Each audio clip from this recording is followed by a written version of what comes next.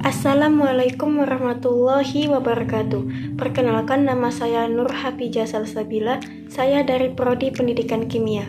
Sebelumnya mohon izin kepada Bapak Dr. Muhammad Isnaini SAG MPD. Di sini saya akan menjelaskan tentang teori evolusi dalam Islam. Apa itu evolusi? Evolusi adalah cabang ilmu biologi yang mempelajari asal-usul makhluk hidup serta keterkaitan genetik antara makhluk hidup satu dengan makhluk hidup yang lain. Secara bahasa, evolusi berasal dari bahasa Latin yaitu evolvo yang artinya membentang. Evolusi adalah proses secara berangsur-angsur atau bertingkat di mana sesuatu berubah menjadi bentuk lain atau yang biasanya menjadi lebih kompleks atau rumit ataupun berubah menjadi bentuk yang lebih baik. Sementara Charles Darwin mengemukakan teori bahwa manusia pertama berasal dari kera, yang kemudian berevolusi menjadi manusia. Teori tersebut kemudian diperluas, yang mana manusia kera saat itu hidup berdampingan dengan hewan raksasa atau biasa disebut dengan dinosaurus. Kaitan teori evolusi dengan Al-Quran. Kebenaran yang mutlak hanya berasal dari ketetapan Allah Subhanahu wa Ta'ala, di mana segala hal yang telah terjadi di muka bumi mutlak akan terjadi karena sesuai takdir. Teori evolusi yang pertama kali dikonsepkan oleh Darwin disebutkan sebagai dasar kerangka proses evolusi yang berjalan hingga saat ini. Bahkan percobaan Stanley Miller menyimpulkan bahwa alam semesta dapat diciptakan dengan sendirinya.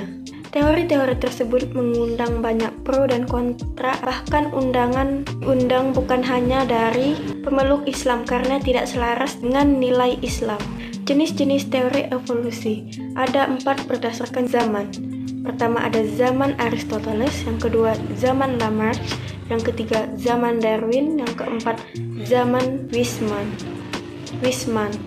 Pada zaman Aristoteles, pemikiran mereka lebih banyak bercorak pada fiksi ilmiah yang berdekatan dengan mitos. Mereka berpendapat bahwa cacat pada anggota tubuh merupakan kutukan, bukan perubahan makhluk hidup akibat seleksi alam maupun mutasi genetik. Pada zaman Lamarck, menurutnya, organisme berevolusi selama ribuan tahun dari bentuk yang lebih rendah ke bentuk yang lebih tinggi.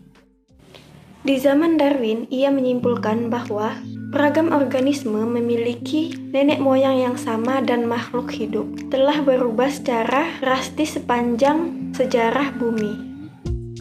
Kemudian pada zaman Weismann, dia menyimpulkan bahwa hanya perubahan pada sel germinal saja yang dapat diwariskan, bukan pada sel tubuh. Pertentangan teori Darwin dengan Al-Quran. Sementara dalam ayat lain Allah berfirman di surah Al-Maidah, "Katakanlah, apakah akan aku beritakan kepadamu tentang orang-orang yang lebih buruk pembalasannya dari orang-orang fasik di sisi Allah, yaitu orang-orang yang dikutuki dan dimurkai Allah. Di antara mereka ada yang dijadikan kera dan babi, dan orang yang menyembah taghut. Mereka itu lebih buruk tempatnya dan lebih tersesat dari jalan yang lurus." Surah Al-Maidah ayat 60. Teori Darwin menyebutkan bahwa manusia itu berasal dari kera. Sebagian ahli mengatakan bahwa teori Darwin itu bertentangan dengan penjelasan mekanisme makhluk hidup diciptakan dan diatur keberadaannya. Jadi, dari teori yang sudah saya jelaskan tadi dapat saya simpulkan bahwa definisi evolusi yang hanya diterjemahkan sebagai perubahan mungkin saja benar. Namun, penciptaan manusia bukan merupakan kehendak Allah Subhanahu wa Ta'ala yang paling berbeda dibandingkan dengan makhluk hidup yang lainnya. Sehingga pandangan teori Darwin bahwa manusia berasal dari kera sangat bertolak belakang dengan nilai Islam. Baiklah, selesai sudah pemaparan materi saya tentang teori evolusi dalam Islam. Semoga apa yang saya sampaikan dapat diterima dan bermanfaat bagi teman-teman sekalian. Saya mohon maaf bila ada kesalahan kata. Kepada Allah saya mohon ampun. Wallahul muwaffiq ila aqwamit thoriq. Wassalamualaikum warahmatullahi wabarakatuh.